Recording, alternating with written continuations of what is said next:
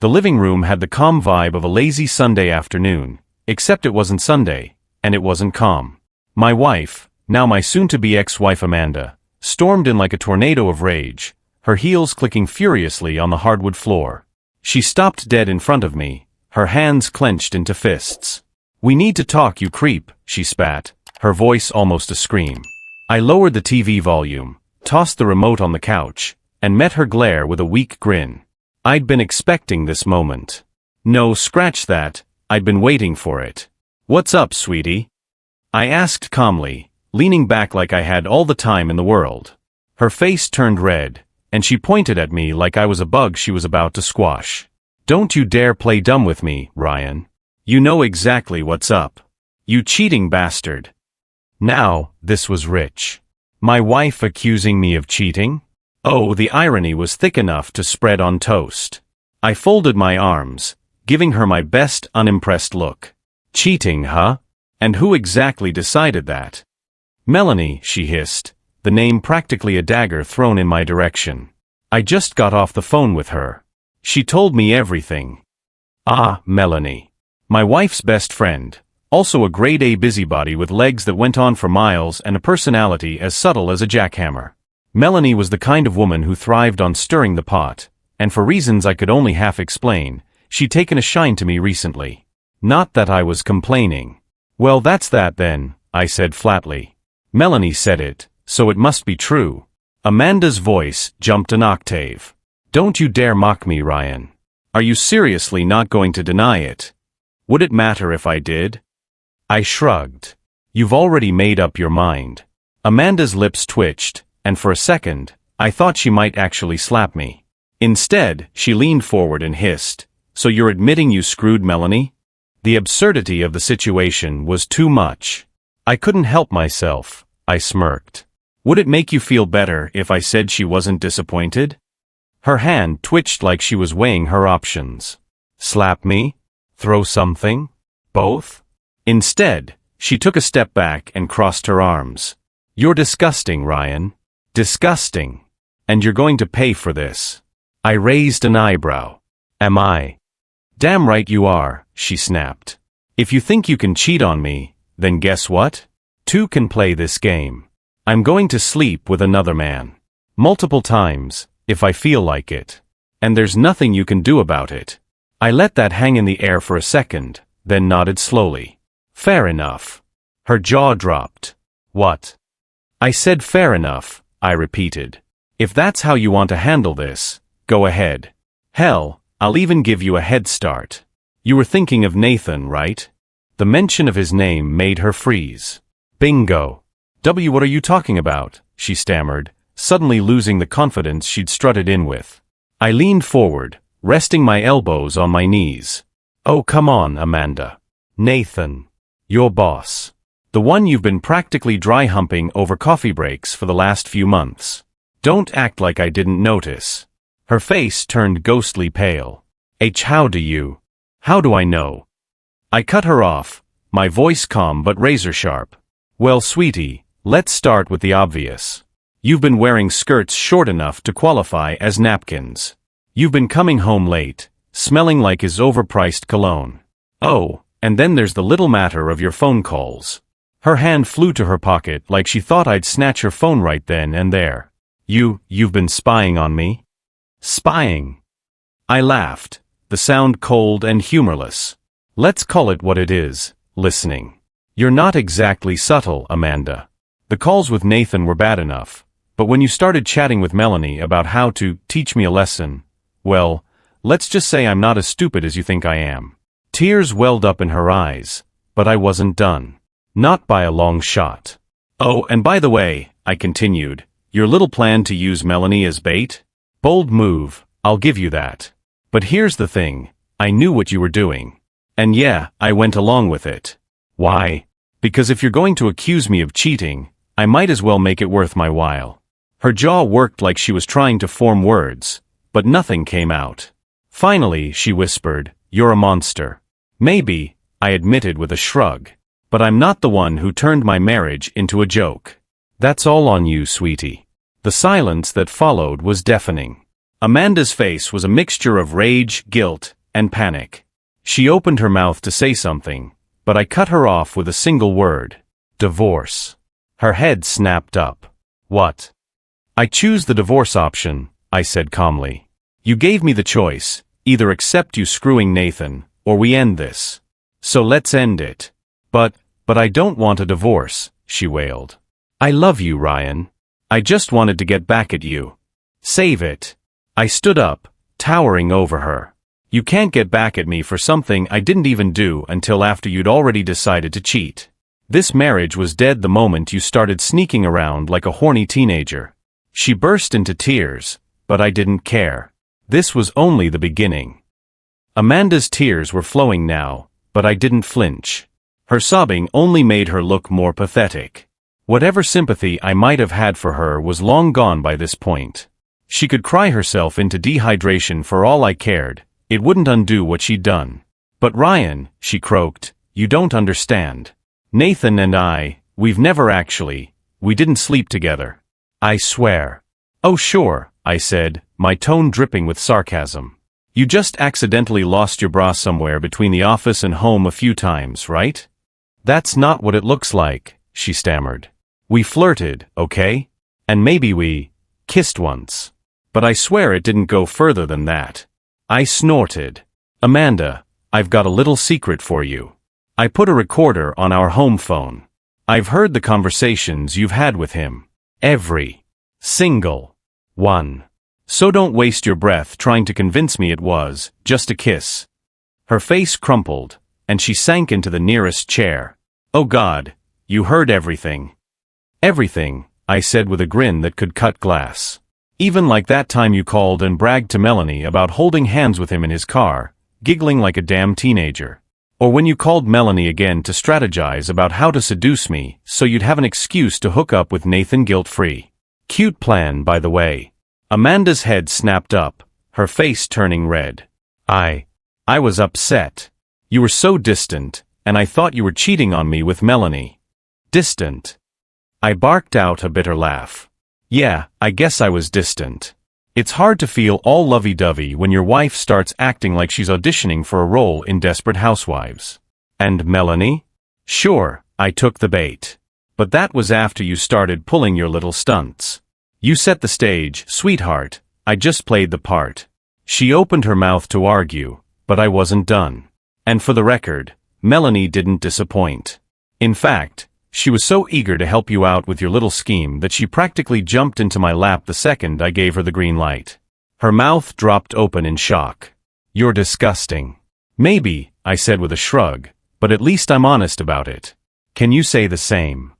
Amanda buried her face in her hands, sobbing uncontrollably now. I watched her for a moment, feeling nothing but a cold, detached satisfaction. The life she'd built on lies was crumbling around her, and I wasn't going to lift a finger to stop it. Finally, she looked up at me, her eyes puffy and red. Doesn't that make us even, Ryan? Can't we drop the divorce talk and try to fix this? I raised an eyebrow. Even? You think we're even because I slept with Melanie after you spent months emotionally cheating with Nathan? Give me a break. Please, she begged, her voice cracking. I'll do anything to save our marriage. Just tell me what I have to do. Anything? I asked, a cruel smile creeping across my face. All right. Let's start with this. Call Nathan's wife right now and tell her what you two have been up to. Her face turned ashen. I can't do that. You can't. I said, feigning disappointment. That's a shame. Guess we're sticking with the divorce option after all. Wait, she cried, her hands shaking. I'll do it. Just, please don't do this, Ryan. Good, I said, tossing her phone onto the table. Go ahead. I even saved her number for you. You're welcome. Amanda stared at the phone like it was a live grenade. After what felt like an eternity, she picked it up and dialed the number. The phone rang twice before a woman's voice answered. Hi, this is Amanda, she whispered, stuttering. I've been having an affair with your husband. There was a long pause on the other end, followed by a cold, clipped response. I already know. Amanda's eyes widened in shock. You do. Yes, Nathan's wife said, her tone icy. I've known for months. And trust me, I've already started taking steps to make sure Nathan pays for it. Amanda hung up the phone, her hands trembling. She knew. How did she know? I shrugged. Maybe she's smarter than you gave her credit for. Or maybe Nathan's just as bad at hiding things as you are. She turned to me, her eyes filled with desperation. Ryan, please. I've done what you asked. Can't we just move on from this? Not quite, I said, pulling a manila envelope out of my bag. I tossed it onto the table in front of her, the red ribbon I'd tied around it adding a little flair. These are the divorce papers. I had them drawn up weeks ago, and I think now's the perfect time for you to take a look. Her hands shook as she untied the ribbon and opened the envelope. As she scanned the documents, her face went pale. You're taking everything? Damn right I am, I said with a smirk. The house, the car, the savings account, everything. You want to play games, Amanda? Fine. But you'd better believe I'm walking away the winner. Amanda's face twisted as she stared at the divorce papers, her eyes darting over the clauses like they might magically rewrite themselves. Her mouth opened and closed, but no words came out, just choked little gasps as the reality set in.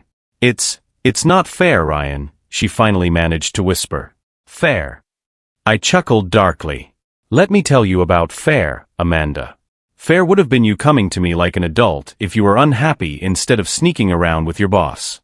Fair would have been keeping your hands to yourself if you thought I was cheating. But instead, you planned the betrayal, executed it, and had the audacity to act like the victim. So don't talk to me about fair. She shook her head, tears running down her face. But we built this life together. You can't just take it all away. Watch me, I said coldly. Oh, and by the way, if you're thinking of contesting this, good luck. I've got evidence that you asked your best friend to seduce me. That's gonna play real nice in court. Her face crumpled, and she broke into another sob.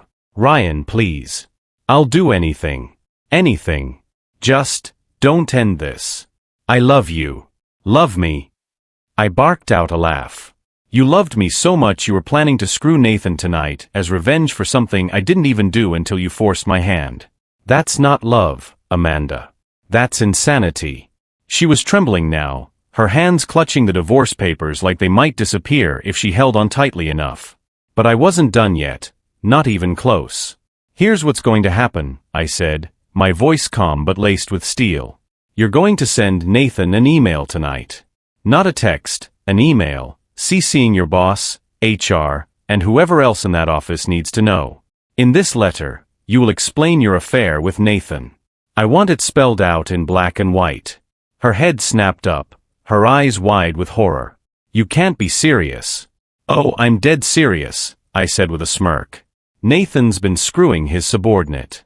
That's a firing offense, and you know it. So either you torch his career, or I'll send everything I have to his wife, his boss, and anyone else who might be interested. She hesitated for a moment, her lip quivering. Then, with trembling hands, she pulled out her laptop and started typing. I stood behind her, watching every word to make sure she didn't try to weasel her way out of it. By the time she hit send, she looked like she was about to vomit. Good, I said, clapping her on the shoulder. Now for the fun part. Pick up the phone and call Nathan. Why? She asked in a whisper. To tell him what you just did, I said with a grin. I want to hear it. Her face turned even paler, but she reached for the phone anyway. She dialed his number, and after a few rings, he picked up. Hey Amanda, Nathan said cheerfully. You on your way over? No, she said, her voice shaking. I just sent an email to HR, and to your wife, about us. There was a long pause on the other end before Nathan exploded. What the hell, Amanda? Are you out of your mind? Tears streamed down her face as she tried to respond, but I plucked the phone from her hand before she could get another word out. Hey Nathan, I said cheerfully. Just wanted to let you know that Amanda and I are getting a divorce, and I'm taking the house, the car, and every penny she has. Oh, and don't bother calling her again. She's going to be too busy figuring out how to pay rent now that you're both out of a job. Cheers. I hung up before he could reply and tossed the phone onto the couch. Amanda stared at me, a mix of shock and despair on her face. "You've ruined everything," she whispered. "No, Amanda," I said, grabbing my suitcase from beside the couch. "You ruined everything. I just made sure you couldn't walk away unscathed." She looked at the suitcase, her brow furrowing. "Where are you going?" I smirked. "Funny you should ask. Remember Melanie? Turns out she's not just great at seducing guys, she's also great at packing for last-minute trips. She's waiting for me at the airport. Bangkok sounds nice this time of year, don't you think?" "You're disgusting," she spat. "Maybe," I said, heading for the door. "But unlike you, I'm honest about who I am. Enjoy the bed, Amanda. I'm sure Nathan will be more than happy to keep it warm for you, at least until his wife kicks him out." I didn't bother looking back as I walked out the door, suitcase in hand. I'd made my point. And judging by the sound of Amanda's sobs echoing through the house, it had hit home. 3 months later, life was good. No, scratch that, life was fantastic. Amanda was nothing but a bitter memory, and the divorce was finalized faster than I'd expected, thanks to the ironclad case my lawyer had built. As far as the court was concerned, Amanda had sabotaged her own life. She got nothing, no house, no car, no alimony. She even had to foot my legal fees. It was poetic, really. Nathan? Well, things didn't go so well for him, either. HR wasted no time firing him after Amanda's email made the rounds. His wife, Susan, kicked him out the same week, and rumor has it, she didn't go easy on him during their divorce proceedings. Last I heard, he's couch surfing at a buddy's place, desperately trying to claw his way back into the corporate world. Spoiler alert, nobody's hiring. And Amanda? Oh, Amanda. She tried to pick up the pieces, but there weren't many left to work with. She moved into a dingy little apartment on the outskirts of town and took a job as a receptionist at some no-name company. Word spread quickly about her affair. Small towns love a juicy scandal, and her social circle evaporated overnight. Even Melanie, her so-called best friend, ghosted her after the fallout. As for me, I didn't stick around to watch the chaos firsthand. Melanie and I didn't end up being a long-term thing. Turns out I prefer my revenge partners to be temporary, but she was fun while it lasted. The trip to Bangkok was worth every penny, and it gave me the clarity I needed to figure out what I wanted from my new life. Now I've got a fresh start in a new city, a great job, and a swanky loft apartment with a view that makes every morning feel like a win. I've started dating again, not seriously, but enough to remind myself that the world is full of options. Options that don't include a lying, scheming spouse. Sometimes, late at night, I think about Amanda and wonder what she's doing. Then I remind myself that it doesn't matter. She's a part of my past, a chapter one closed and set on fire. As the late great Scott Hall once said, hard work pays off, dreams come true, bad times don't last. But bad guys do. And me? I've never felt better about being the bad guy.